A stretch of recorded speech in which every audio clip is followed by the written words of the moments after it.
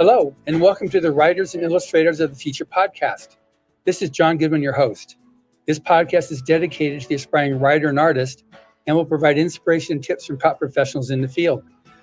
If you've been listening to this podcast or are new to it, I thank you very much.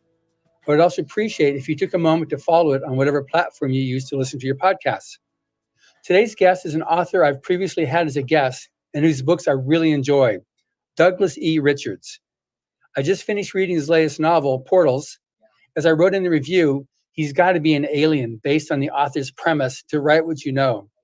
His near-future science fiction could easily slant to the horror, but he seems to be a super optimist and honestly believes that humanity will survive technology. And this is probably why I like talking to him so much, as I too am an optimist who almost always sees the glass half full. Welcome, Doug. Thank you very much, John. I appreciate it. Yeah, so after reading / listening to your book, I do both concurrently, I really enjoyed the last section, author discussion of the novel. And the premise of this book was addiction. Can you talk about that a bit? Yeah, so I mean, it was one of the premises, I guess, but I definitely talked about that quite a lot. So, for a long time, I've been toying with the idea of writing a science fiction novel with addiction as a main theme. Because addiction, it's obvious, it's become a huge problem. I mean, it's crisis levels. Yeah, for sure. And so I kind of wanted to do a science fictional take. And I thought, well, what if you could figure it out? I mean, totally figure it out at the molecular level, so you can master addiction and you can use it as a weapon, so you could either cure addiction if you're going to be benevolent, or you could use it to addict people to whatever you wanted. And so that was kind of my thinking. But for years, I struggled and I couldn't figure out enough to sustain a whole novel. And then I came up with this Portals idea of kind of a million identical Earths, not a multiverse, because I think that's been, I think, as I mentioned in the book, I think that's been pretty done.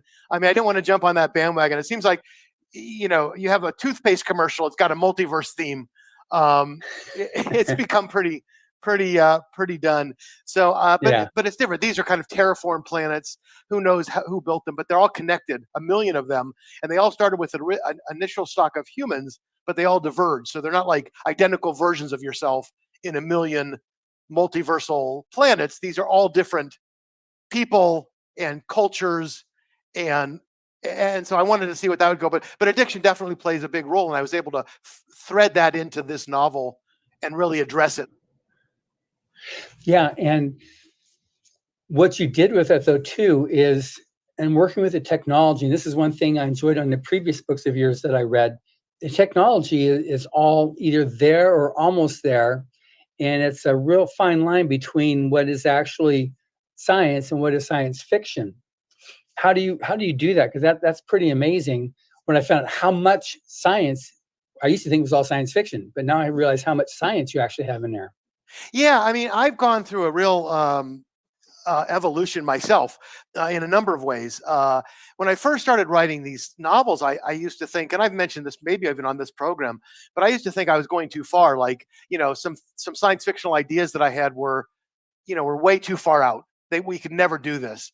But then I realized that, things that I thought 50 years ago, when I was in molecular biology, I was getting a PhD in genetic engineering, and I was sequencing DNA, and it would take me days to sequence 300 base pairs of DNA. And you'd sequence it, you'd get these little barcodes, and you'd have to put it on a light box so it shines the light through the little black marks. And it was like time consuming and laborious. And at the time, if you would have said, when will we be able to sequence 1 billion base pairs in a day? I would have said never. I would have said it's like the speed of light. It can never be done.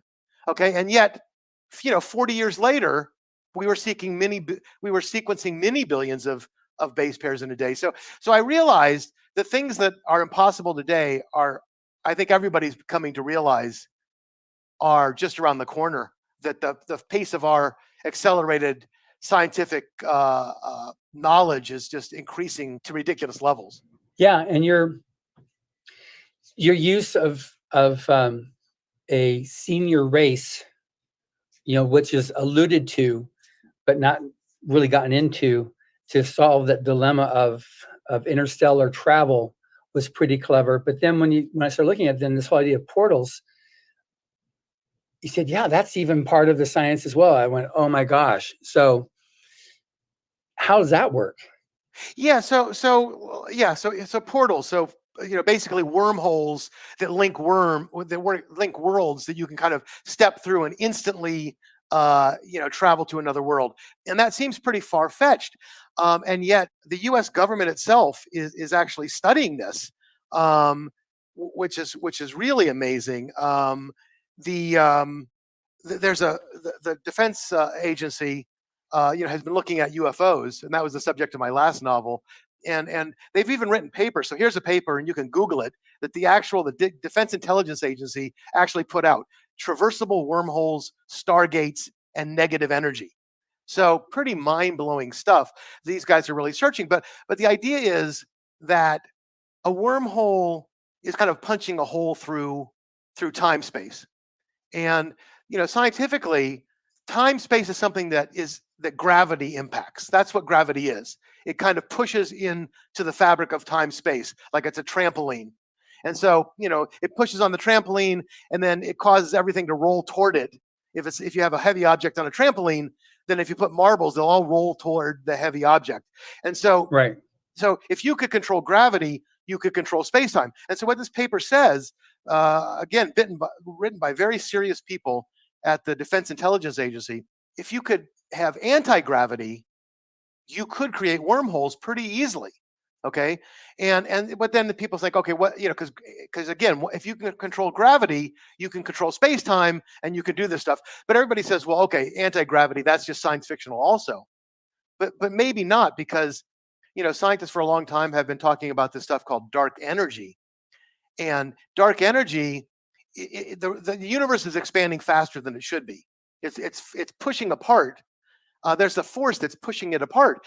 And obviously, if there's a force that is pushing mass apart rather than pulling it together, gravity pulls things together, dark energy pushes it apart. And I think science is starting to realize, hey, this could really be a real thing. There could be a huge amount of anti-gravity. We're not sure how it works, but pushing the universe apart. And if we can grab that anti-gravity and harness it, we can make these portals that can potentially link worlds. So it is a possibility. I'm not saying that it ever will happen, but it's definitely within the realm of at least our understanding of science. Yeah, I was pretty, I guess, shocked on the last interview we did, where at least on the Kindle version of your book, where you had links in there in the intro talking about some of the copyrights that have been filed on this technology. I was like, really? They've actually got copyrights, and they've been approved copyrights? It's just amazing. And how you found it and knew about it just add a lot more of that, this fine line between science and science fiction. As it gets more and more, science fiction is that herald of possibility, and that possibility is arriving faster than I was thinking that it was. No question about it. And like you said, for unidentified, the Navy has issued patents on technologies that are being used by UFOs. And that's the last novel. We already talked about that, so I won't really go into detail. Mm-hmm. But the idea of the last novel is, that there have been so many sightings right now, and the government's coming out and saying this is real stuff. And these craft are doing stuff. I mean, seen by hundreds and hundreds of trained Navy personnel, and radar and orbital radar and satellites, whatever. They're seeing these things like defy the physics that we know it. I mean, they can move and change direction at ridiculous speeds. They can fly underwater at ridiculous speeds, in space, in air. And so the Navy actually published a patent on all of this technology that allows that to happen. And the patent talks about a ship exactly like the UFOs that we're seeing. So I don't know if they reverse engineer them or what happened. And you think, well, this is ridiculous. But the patent office tried to reject it, saying it's the same thing. This is ridiculous. And they convinced the patent office that they could do it, that it could be done. So I think there's more going on with the UFO story than meets the eye by far. Yeah, that's amazing. It's just, it makes you want to introduce you also to Joe Montaldo, who's got this UFO paranormal. It's his network that actually sponsors this podcast. And he's got millions of followers. This is just fascinating. So anyway, getting back to this the book and your writing style and technique, because this is the Writers of the Future podcast. So you've got a very distinct way of going about your introduction, your storyline, and then you have this really nice little narrative at the end where you talk about how this book came to be, and validating and thanking the various people involved with it and the technologies and whatnot.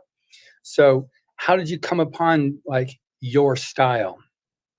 I mean, there's so many things that go into it. I mean, I have a big science background. I've always loved science fiction. I've always thought, Harry Potter is really fascinating. Like magic is really cool, but science is actually more interesting and even more mind blowing in almost every way than magic. I mean, if you look at the speed of light, I mean, that goes around it's so fast it goes around the Earth 7 times in a single second. I mean, that's ridiculously fast, and yet by universal standards, that's very slow. And the fact that as you get to the speed of light, time stops, your mass increases to infinity. I mean, all of this stuff, seems like magic to me. So when I was a kid, I just loved this stuff. I loved having my mind blown by stuff that was real. And so I gravitated towards science fiction and science. I studied molecular biology, got a master's in that. And then when I started writing, I wanted to really put a lot of that mind-blowing stuff in, research a lot of it, make it real and as accurate as I could possibly do. And that's when I came across the idea of putting notes at the end of the book where and some of them are like 20, 30-page notes where I go through every single thing that I've introduced in the book and I say, okay, here's where we're at with that. This is actually real. This is being worked on today. And then I give references so people can kind of explore it more if they'd like to. It's just, to me, it's just amazing. Now, obviously you pride yourself on your research, but you've said that you believe this to be important for every genre, not just science fiction. Why is that? People love learning. People like learning interesting new things. I mean, how many times are we watching a show and it'll say something like mosquitoes lay 1 billion eggs or whatever it is? I'm just making this up. And we instantly Google that. Is that true? That's really interesting. I mean, how many times are we Googling stuff we hear on a show? And that's because, we're kind of wired to want to learn stuff. And not like when we were in school, it was shoved down our throat and some of us didn't love that. But, but it just in real life. And one of the things that make a great novel great is it opens your mind. It gives you new ideas. It exposes you to new stuff. And so Right. I think in every genre, science fiction or otherwise, I mean, even if you're writing a romance novel, which is as far from my genre as you can possibly get, you could talk about the science of, what sexuality.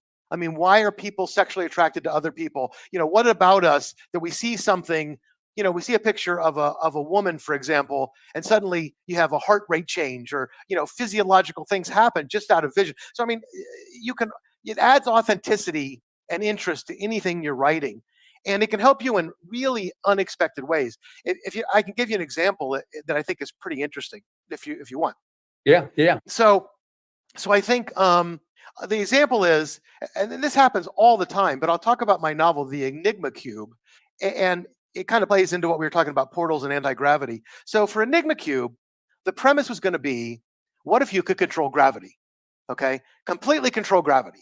And I had written that in kids' book a long time before, and the idea was that you had this cube that weighed like 1 trillion pounds. Okay, there was inside a room, and nobody could move it. I mean, you could take the biggest crane on Earth, and you couldn't budge it a millimeter. Okay, and then they walk in one day, and it's gone. Okay, well, how can this thing be gone? That was kind of the mystery. I thought that was kind of a fun mystery. How does this thing that weighs 1 trillion pounds, how does somebody put it in their pocket and take it away? And the answer is that they come to find it controls gravity completely. You can ratchet gravity up to, incredible levels, or you can ratchet it to zero. Okay, so you can come in, you could ratchet the cube down to zero and pick it up and move it easily. So anyway, I was researching all the things you can do with gravity, with anti-gravity. And as I was doing that, I found out that the Nazis were experimenting with anti-gravity during World War II. Okay, I had no idea. Like, what the hell are the Nazis doing experimenting with anti-gravity way back then? And so then I researched it a little bit more because I thought it was pretty fascinating. And I learned that, Hitler and the Nazis were fascinated with the occult. So it wasn't just like, Raiders of the Lost Ark. This is real stuff. They were fascinated. They had a huge, witchcraft and wizardry and occult stuff. And all of that stuff. And so I thought, well, maybe I'll write a little bit about that because it's really interesting stuff. They also use crystal meth to get their troops all hyped up. That's how they won. They did the Blitzkrieg. They went into France 3 days and 3 nights. None of their soldiers slept because they were all on crystal meth. I had no idea. So I had no idea about that. Yeah, so all of this stuff, I said, well, I've got to put this in the book. This is so interesting. I mean, who knew that crystal meth was even available back then? Let alone that the Nazis used it to make their, soldiers, kind of next Super level soldiers. Exactly. Yeah. So I started writing a few scenes in the past, kind of a journal that this guy was having, and then I realized what I just said to you, that if you could control anti-gravity, you can control space-time, which means not only could you make portals, but you could do time travel. So then I thought to myself, wait a minute, if you can control gravity, you can do time travel. So maybe I can link World War II and what they're doing with anti-gravity to the modern day. And so half of the book now takes place in World War II. Anyway, the bottom line is, when I started to do this novel, the last thing, if you would have said you're going to have World War II in this novel, you're going to have Nazi Germans in this novel, I would have said you're out of your mind. I mean, it's supposed to be about gravity. But by doing research, I stumbled on this, what I thought turned out to be an incredibly interesting plot. That's just amazing what you're just saying there. So do you only use primary sources, like talk to actual experts, or only secondary books, scholarly papers, Google searches, and so on? How do you break down your research? Nowadays, it's mostly kind of Google searches and books because it's so easy to do. I started this, John, kind of before the internet was really the internet. And so you couldn't do those kind of Google searches. So in the early days, you had to really do the legwork. And it's good to get, I'll tell you a couple interesting stories if you'll indulge me in that as well. So before I was ever published, I was working at Bristol Myers Squibb as director of biotechnology licensing, and I was going to write a novel. And one of the ideas I had was, what if you could poison the water supply of a whole city? How would you do that? So this is before 9/11. So I called up the Newark water treatment plant, and I got the head guy at the water treatment plant, and I said, hey, if I bring like 4 or 5 pizzas over for you and the guys, would you give me a tour? Would you kind of, I want to know all about this so I can figure out how best to poison the facility for my novel. and the guy says, oh, sure. He didn't check who I was. I was a no name. I hadn't even been published. And he goes, yeah, come on by, bring some pizzas. So I brought some pizzas. So he's touring me. There's the Delaware River. This is where the water flows in. This is where the sediment gets. So I pointed, I said, well, what if you put the poison right there where the water flows into your plant? And he goes, no. It would be diluted too much. He says, you don't want to put the poison there. He says, where you want to put the poison is in the reservoir. After everything is done, and it stays in this gigantic reservoir, and that's where you put it in because that concentrates it. And I said, well, that's very helpful. Thank you very much. And I said, but can you break into the reservoir? I mean, is it well protected? And he said, no, not at all. He says, we've got like a cheap padlock, but every summer when it gets hot, kids break in and they swim in there. And I said, wait a minute, kids swim in the water that we're about to drink? and he goes, yeah, that's they do. And he says, we're allowed like 1 part per million filth. So, it doesn't dirty the water enough. So I said, well, that's just a great thought picture of all these kids, sweaty kids swimming in the water, and then it goes right to my tap. But anyway, the bottom line was I found it pretty humorous, and this is, again, before 9/11, where the guy was just very happy to explain to me how to poison the water supply of all of Newark. That's just, I thought your story may have ended up say yes, and 2 days later I had the FBI at my door. No, or that. Nobody. Then one other quick one, John.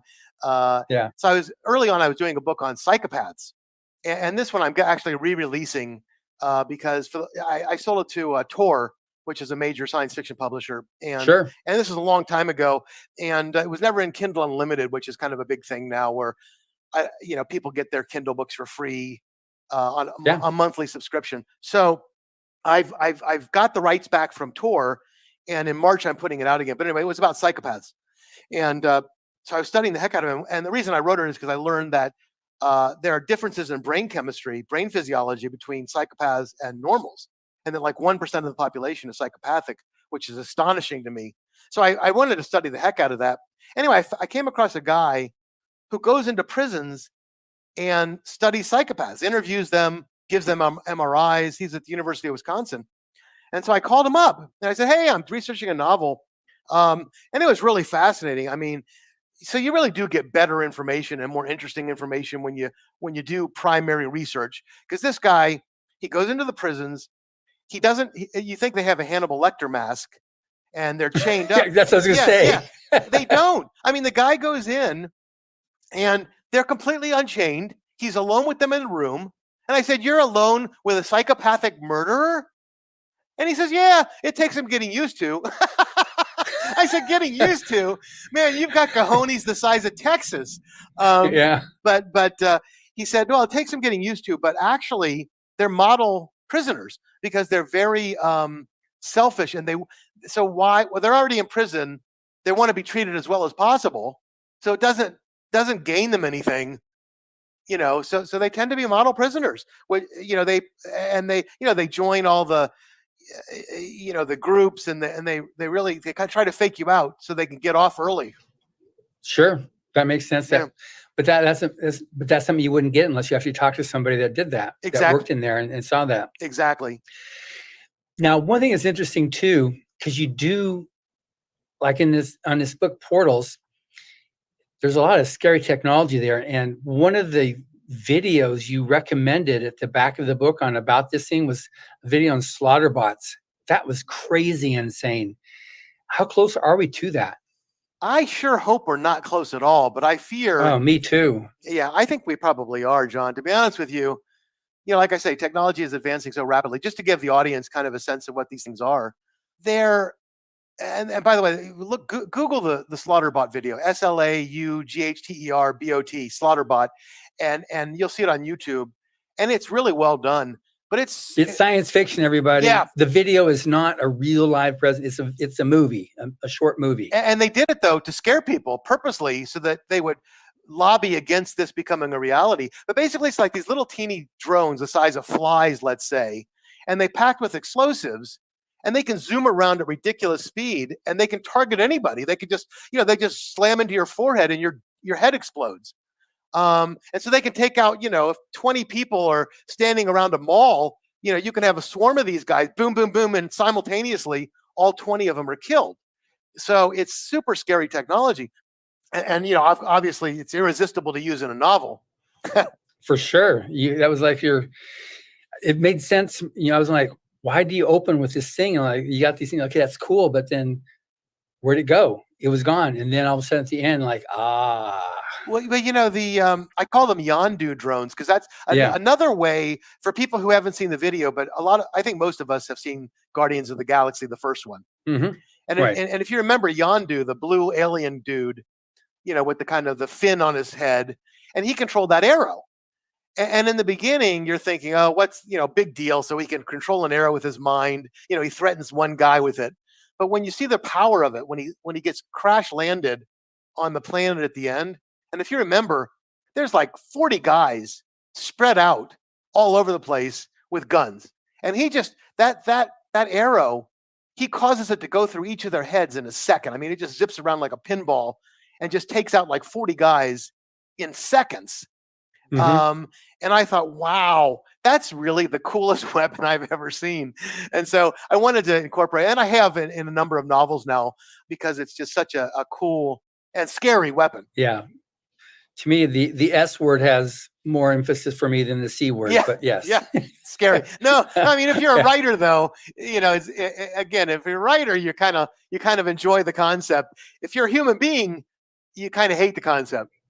Yeah, there's no getting away from it. It's like you're FUBAR. Yeah, well, there are countermeasures. And as a science fiction novelist, by the way, that's the important thing. You've got to find weaknesses. So, Superman has to have kryptonite. Yeah, right. Achilles has to have a heel. Because if you have a character or a weapon that's, impossible to defeat, then you don't have a novel. Because, like what fun is Superman if he can't be defeated? Right. Yeah. So yeah. So one of the things you have to do, no matter how potent or impressive the technology is, you have to write it so that there are flaws and weaknesses that can be exploited. That makes sense. That makes good sense in this stuff. Now, one thing too about you specifically, and how you've got these stories, these near future, medium future stories where it's things can get seriously like in trouble, but you've got an attitude about the life in general, like it's never been so good. This is better now than we ever had before. Yeah, I mean, look, we're in a crazy world. I don't think I'm telling you anything new. The world is a little bit insane right now. I mean, so on the one hand, everybody's super pessimistic. Everybody thinks that things are worse than they've ever been. And the opposite is true. By every measure, and there's a number of books that I cite in Unidentified and other novels. There's something called Factfulness by Hans Rosling, which I would alert readers to look at. On every measure: poverty, education, longevity, health, technology, entertainment. We live better than kings did in old and things, but we think all of those things are getting worse, not better. And that's because at the same time as we're living in this incredible age, we're more pessimistic than ever because we have 24/7 news, doom and gloom sells. We're more polarized than ever. Everything is political. So it's really kind of sad that in the age where we're making so much progress and we have so much reason for optimism, that all of these news outlets, that's all they can think about is how to portray things as pessimistically as possible, which I think is unfortunate. It's really, really deeply unfortunate. Yeah, it is unfortunate, but nevertheless, bad news is entertainment. Yeah. Doom and gloom is modern day entertainment. Yeah. Unfortunately. Yeah, unfortunately. It's good that you really come across as an optimist. Ultimately, you're optimistic about the future, and you see things as you seem to see things as the cup is half full, because I know at the end of your books, somehow or another it's going to resolve. Somehow it's going to be worked out so that it does come out good in the end, and not necessarily that right makes right, or that right is ultimately the good thing, but that it resolves. So it is like the greater good for what's going on. Yeah, I mean, look, that's how I know dystopia is all the rage right now. Post-apocalyptic is all the rage. And that's never been my thing. I'm kind of like, how Star Trek has always been kind of optimistic. Sure. Of the future. It shows a future in which humankind is kind of at its best rather than its worst. And I've always been a huge Star Trek fan, and that's just how I am by nature. And I've told this story probably on this podcast, John. I can't remember what we talked about the last podcast, but my favorite story, and for all you listeners who listened to the first podcast, if I've already said this, I apologize. But my favorite story is no. Just pay attention this time. Yeah, exactly. Stop. My favorite story is like in the 1850s, they were worried about New York growing too fast. So the mayor had experts do a study about New York, and what's it going to be like in 50 years if we keep growing. And the experts came back and said, we got a real crisis on our hands. If we keep growing at the same rate, in 50 years, New York will be knee deep in horse manure. Knee deep. And what's so great about that story is because, of course, 50 years later, it wasn't knee deep in horse manure, but they never could have guessed that they would invent the automobile. I mean, in their view, they were like deep futuristic thinkers, these people who did the report, but they could never imagine an automobile. It just wasn't part of their mental ability to imagine. At that time, when you only have horses, you never think of a powered driving machine that completely eliminates horses. Okay. And so I think that's what's the human being is capable of, and has proven time and time again throughout history, that when we're faced with a challenge, we overcome it. And so it's laughable now to think that too much horse manure in New York City is going to be a problem. It's laughable. But at the time, so many people thought it would be kind of a horror show. And I think that's what's happening now. All the problems that we're facing now that seem insurmountable I think that we're going to find ways because we're that creative. Yeah, I think it's right. And one of the things, I think you've read Battlefield Earth, but after L. Ron Hubbard wrote Battlefield Earth, he gave an interview to the Rocky Mountain News. And because he was an optimist also as well, even though the beginning of the book starts off post-apocalyptic, the whole thing is just an upward arc to the ultimate survival of humanity, where it's the spirit of humanity that is the ultimate conqueror of opposition. And that's what you've got some of your, at least what I get out of your writing as well. Because he was asked, how has science fiction changed since you were active in the field 50 years ago? What major changes have you seen in science fiction as it has evolved, particularly contrasting the science fiction of the 50s with the science fiction of the 80s? And he said, science fiction is waxed between technology and people. Stories have been either about the latest gimmick or about people. In 1938, I was asked by the top brass of Street and Smith Publishing Company to write science fiction stories for the new magazine, Astounding Science Fiction. In those days, a request from Street and Smith was not to be taken lightly. Nevertheless, I complained that I wrote about people, not machines, which was the vogue.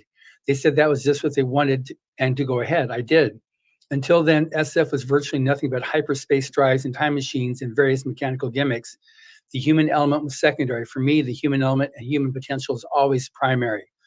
People are simply more fun than machines. And then he goes on and talks about the biggest box office smash at that time was E.T., is about people. And the technology is not only secondary, but a threat, the looming technology that comes in to capture E.T. I think that is perhaps the greatest gift in science fiction. In Battlefield Earth, there is an advanced technology, but it's the technology of the aliens who have conquered Earth and virtually wiped out humanity. Pitted against this is the human spirit. I don't think I would be giving anything away to say that the human spirit prevails. So that's what I get in his books too, quite a bit. But that's what I get in your books is, in the end, there's amazing technology, but it's that sense of humanity that prevents your protagonist there from agreeing to this other emperor to wipe out humanity for whatever he considered is the best way to go, but just really believing in that your concept that we will ultimately overcome. Yeah, I mean, I think we have a can-do attitude, and it's amazing. I mean, humanity is so despicable in so many ways. I mean, we can be, right? I mean, Sure. but at the same time, we can be so amazing, and so we're very much a dual, very polarized species where we can still be pretty barbaric in warfare and cruelty and all that stuff. There are a lot of psychopaths running around, but at the same time, we can invent supercomputers and fly to Mars and all of that stuff. And we have this can-do attitude. And when the chips are down, I think that's when humanity is at its best. And I think that's what these books that I try to do too show humanity kind of rallying and bringing out its best. And I try to capture real emotions. So, the emotions you talked about, like camaraderie, loyalty, love, those are critical to have in your science fiction novel. So yeah, technology is going on around you, but there's a reason you want to stop technology, because you have loved ones, because you want to save humanity. There's a reason that you want to conquer gravity so you can travel to other stars, so you can adventure. So keep that in the forefront, especially, like I say, camaraderie and love. And then I also like to have my characters struggle with ethical issues. And I think a lot of times it always makes me cringe when I'm watching a show where you have a hero and he doesn't care about collateral damage. And that just always annoys me. Like, they're doing a bank robbery, but he's really kind of an undercover agent, right? But, to do a bank robbery, and then he ends up killing 6 guys who are guards, while they're doing this cool bank robbery. And I'm thinking to myself, okay, I get the guy's undercover, but he's got to feel horrible. He's killing these innocent people. I mean, maybe these are henchmen of some evil guy, and the henchmen don't know how evil he is. So they're innocent. I mean, so they're, so yeah, you kill the henchman. So, or I'll give you a better example. I think in one of the Superman movies that got a lot of criticism, Superman and Zod were having a battle, and they have it in the middle of a city, and they end up wiping out the whole city. I mean, they're like smashing each other through skyscrapers. I mean, they're causing unbelievable destruction. And, instead, as Superman, he should have taken it to some rural area where there were no humans if he's going to fight this guy. But so my protagonist if they know somebody's innocent, they're going to kill themselves not to hurt them. Even if it puts themselves in peril, and if they have to hurt them, they're going to agonize over it. Like, I can't believe I had to kill this innocent guy. I mean, they agonize even over killing bad guys. I mean, so, I like to have characters who are decent characters, and I think a lot of times that's missed in some of these novels where the guy's a badass and the guy's, a good guy, but he's also a little bit callous in general, a little bit overly callous. Yeah, I think that's also Hollywood doing their bizarro routine. So I've lost interest in the Marvel universe and whatnot, because it's gotten so much for the spectacle and the CGI, and the story's lost, and there's the sense of humanity is gone. Yeah. But anyway, as I said at the outset of this interview, this is Writers of the Future. So I'm also interested in what can you bring to the table to inspire these young writers to the rights and wrongs and pitfalls to avoid? Boy, that's a real tricky one. I mean, I think, writing is a hard business, and I'm not telling anybody anything they don't know. It's getting harder all the time. I mean, on one hand, it's getting easier because before you had these gatekeepers in New York, and, it was almost, you could write a novel and it was unlikely it would ever be seen by anybody. So you kill yourself. That's what I did. When I wrote, there was no ebooks. When I started, 15 years ago writing novels, my first 3 novels never got published, ever. I mean, I killed myself, hundreds and hundreds and hundreds of hours. And there was no outlet. If you didn't get published, if they didn't get picked up by Random House, there was no ebook market. Now there's indie publishing. So now anybody can put their own book out there. So that's a blessing. I mean, that's awesome that that if you spend the time to write it, you have a chance. You can put it out there. The problem with that is everybody is writing now. I mean, and there are guys who are writing a book a month, literally a book a month. And so there's, hundreds of thousands, if not millions of new books being put out every single year. So to break through is really, really tough. And really, it takes some. How did you do it? I got lucky. I mean, I think that's the only way you can do it. I mean, I think it takes 2 things, John. I think you have to write a good novel. I mean, obviously, if you write a horrible novel, no matter what happens, it's unlikely to take off. But you have to write a good. But writing a good novel isn't enough. You have to have luck. I mean, John Grisham's first novel didn't go anywhere. And it wasn't until The Firm that his first novel, A Time to Kill, became a bestseller. But in the beginning, the first novel sold like 100 copies. Dan Brown's first 3 novels barely sold anything. People in the business were wondering why they even bought the 4th one, because he was doing so poorly. And then the 4th one was The Da Vinci Code, and it became a huge blockbuster. And then all of his books became blockbusters. So I think, almost every author will tell you that it's unfortunately random and there's so much luck involved. Even Stephen King, he wrote so many novels. He put half of them under his name and half of them under the name Richard Bachman. It was a pseudonym. And the Stephen King souls were bestsellers, and the Bachman books barely sold. And it was the same author. He was writing the same stuff, and just a different name, and they didn't go anywhere. So I don't know if I'm being helpful. I'm not trying to be discouraging, but I think you have to realize it's tough out there, and it does take a lot of luck. Even if you're the best author who ever lived, you need luck. Right. Now, also, to give them a little bit more hope, because your stories, always the glass is half full. I'm going to fill this glass up again right now. Okay. Yeah. We can. Let's delete this. Let's cut this. Cut this out, John. No, go ahead. Go ahead. Oh yeah.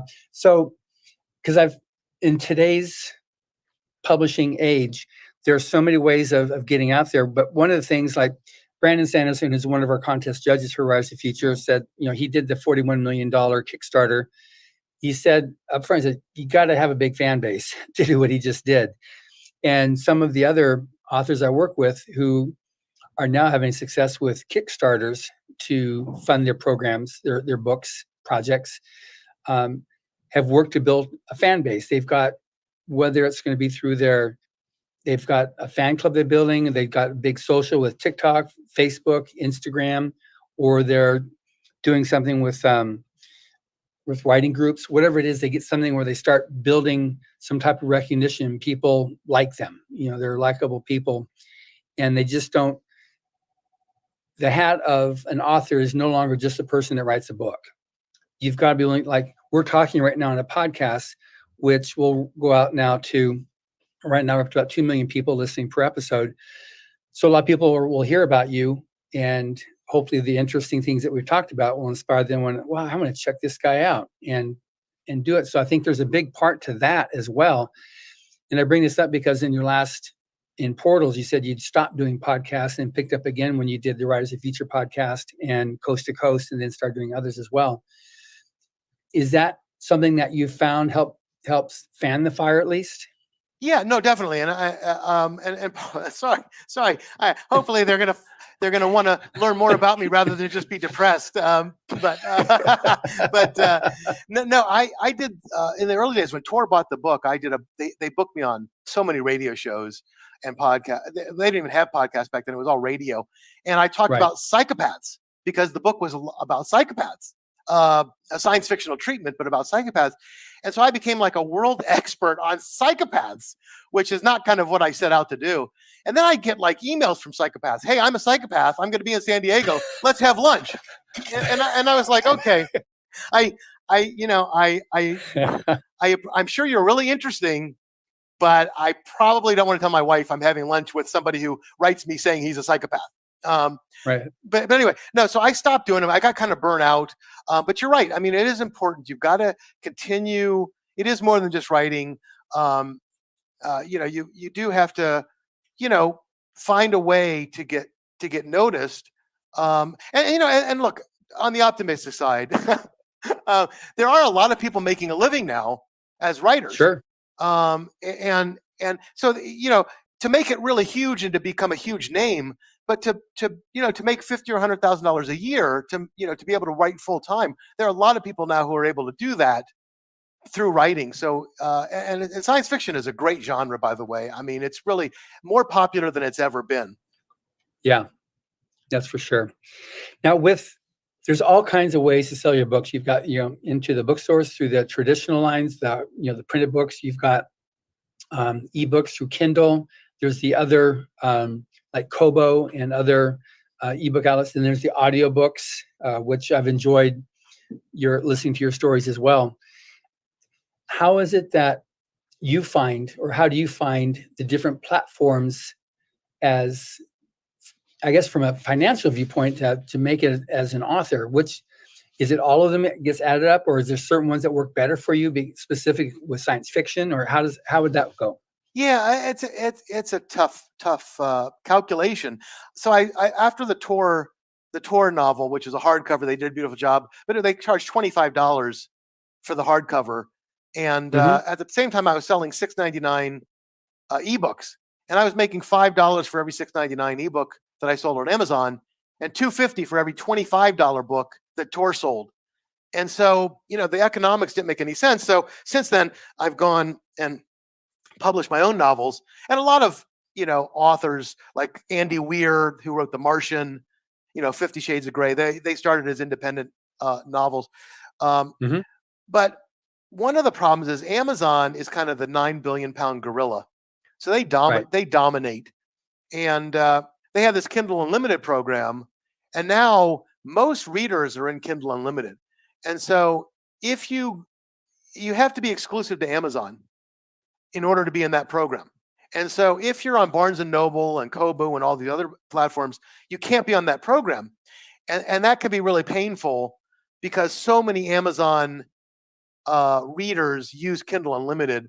And if you don't use it, your sales fall, your ranking falls. And because they're so dominant, so I'm exclusive to Amazon.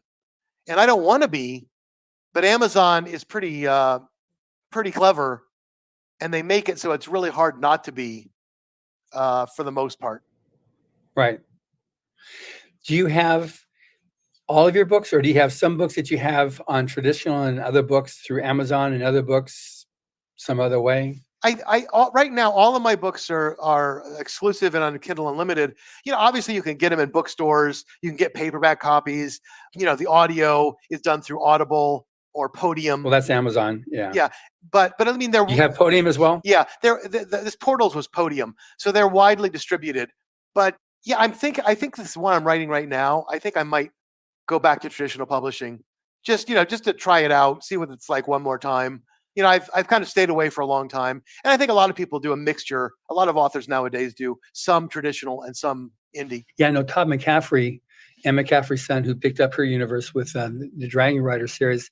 He has that series that he does through traditional publishing, but he does a lot now through Kindle, where he does his own Kindlepreneur, uploading the stories that he writes on that, and I'm working. So he hits both of it. I just recently interviewed Hugh Howey, and he went traditional recently, but now he's anxious to go back to where he does it himself, because he's pretty prolific, and he has something he does. He has his, like, Sand and Across the Sand, his recent books there, which we just talked about, because he just released Across the Sand, and there he writes it in 5-part, like, novellas that he puts together into a novel, and he likes that format to be able to do that. So he puts those out as electronic, and then he puts together and stitches them all together, makes one novel. So he's tried both ways, and he's got obviously his audiobooks he does through Amazon. But it seems like there's a lot of options, and like yourself, you've tried different ways, you've done different things, and so now you've been able to work out what's a mix that works for you. And I think maybe it's good for people to try them all out. I mean, it's easy to say try traditional. It might not come that way, but there's so many different options to do it. We cover a lot of them on this podcast. But I was just asking for yourself, like, what has worked for you, and where do you see taking it for yourself? Yeah, like I said, I'm going to go back to traditional. Maybe we'll see, but I think Amazon exclusive has been working pretty well. But I agree with you. Try different things. I think that one thing I do want to say that I think is important, in that I think some people are too consumed with marketing. I mean, you and I agree that it's important nowadays to market yourself, to market your novels, to get your name out there. But I think you can also make the mistake of, you write a novel and then you spend 4 years, advertising and doing podcasts and doing whatever you can. And I think you also have to keep writing new books, because the more books you Correct. write, it's like buying a lottery ticket. I mean, you have to, buy more lottery tickets, and the more books you write, the more chances you have of succeeding. And like I said with Dan Brown, he didn't hit it big till his 4th book. So if he would have stopped with the first 3 and done nothing but marketing, he would not be known today. Yeah, I mean, same with Brandon Sanderson. I think he had 6 submitted. He received an honorable mention, and that's what kind of kept him in the fray of trying to submit and become published as an author, because he was ready to give up. We've got several people that wrote several books before they finally made their break on it. And there's even a pretty big writing conference that occurs every year in Las Vegas called 20 Books to 50K. And that's where you have to write 20 books and get 20 books out there so people can have something to like, I'll check it out. Okay, I'll check out the next thing. And then if you get 20 books, then you're pretty much guaranteed you've built up your writing chops enough, and you'll be able to make $50,000 a year. And that's what the conference is built around. But you're right, you've got to keep on writing. Yeah, exactly. I mean, and you do improve through time. No question about it. You kind of hone your craft. Yeah. Now, getting back to my intro about your being an alien. So how is it you can write such realistic material about aliens? Maybe I am an alien. I think you hit something on the head, John. I'm going to break the story here on this podcast. I hope my wife doesn't hear this, because I think she thinks I'm an alien too. But no, I don't know. I mean, I think that, like I say, I grew up with a huge fan of Isaac Asimov, and his thing was, he was a biochemist, a PhD, and he got accurate science, and it was just all fascinated me.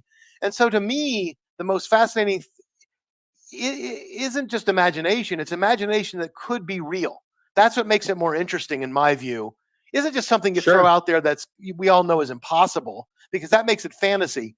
The thing about science fiction is, this is something that could actually happen, that you could aspire to. And that's why science fiction has been an inspiration to so many scientists. I mean, the cell phone, the guy, Martin Cooper, who invented the cell phone and Motorola, he was inspired by the communicator from Star Trek.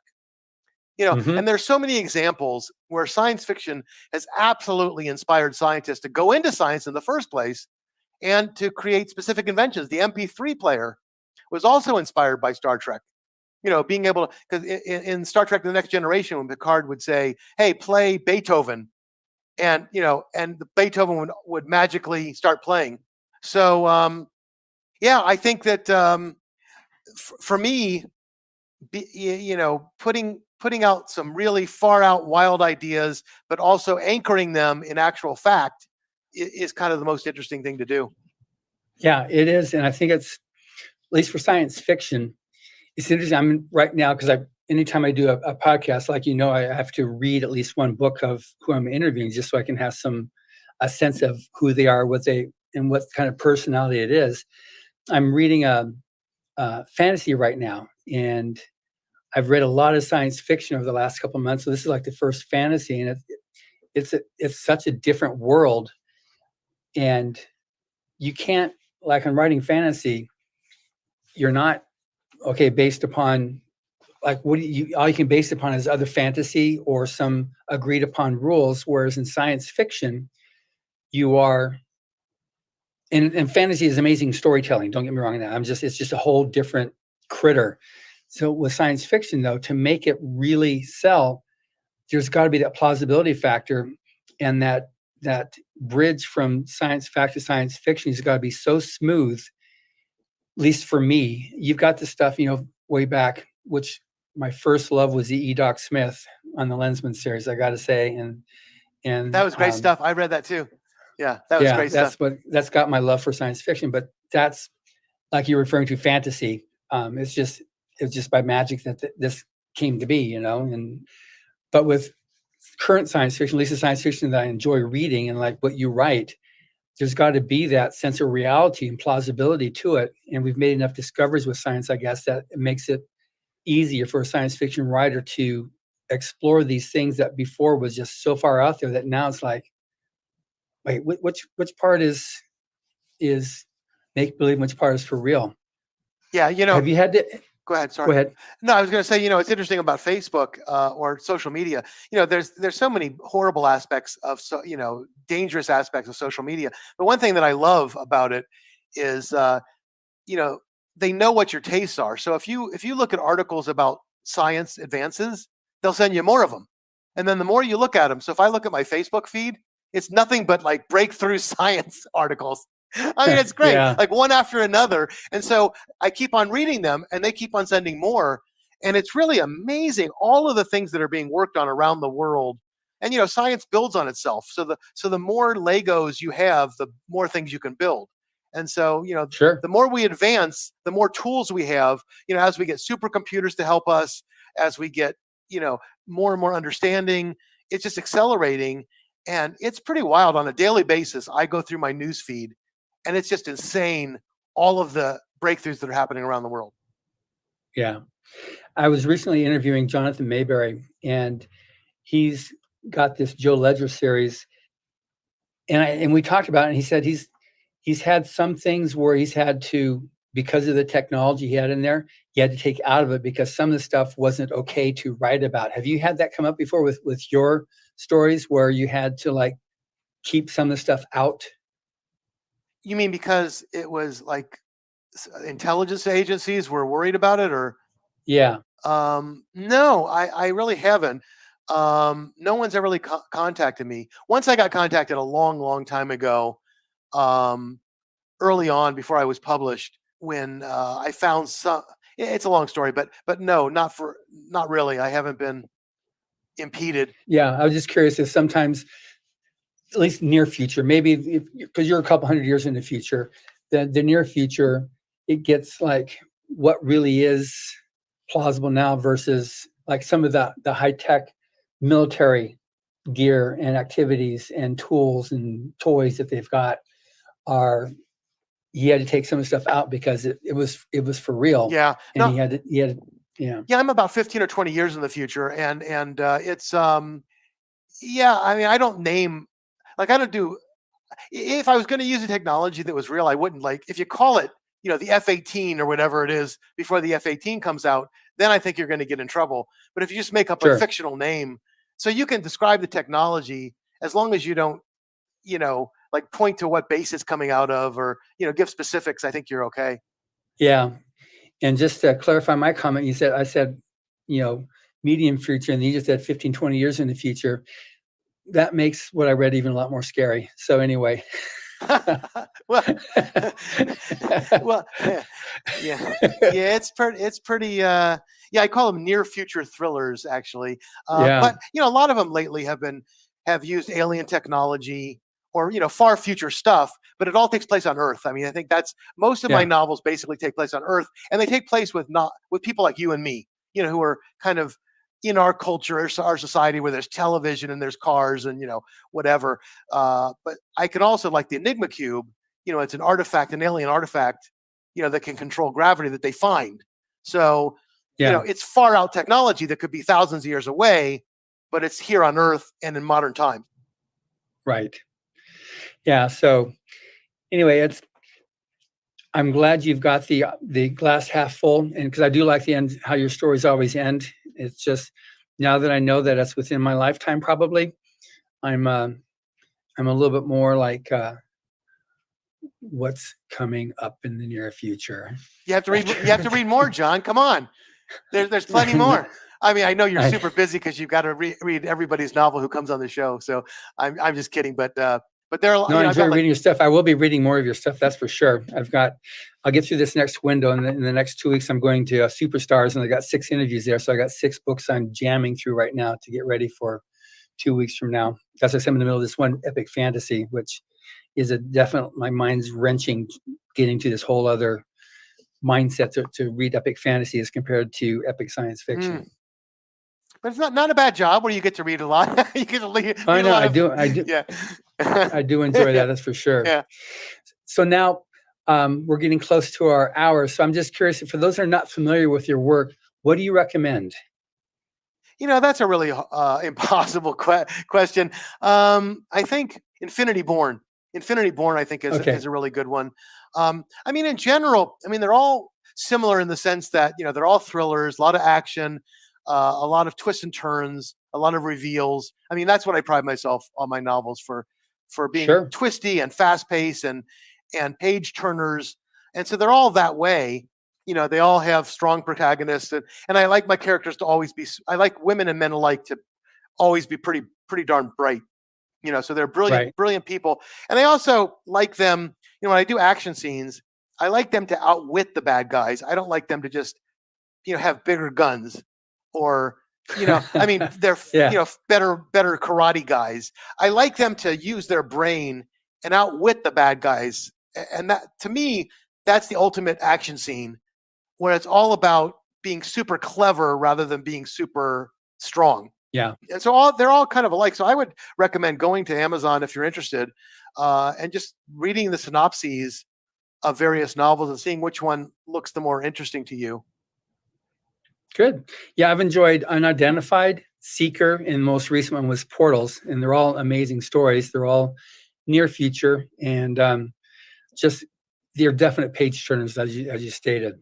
Thank you. Yes. And thank you for listening.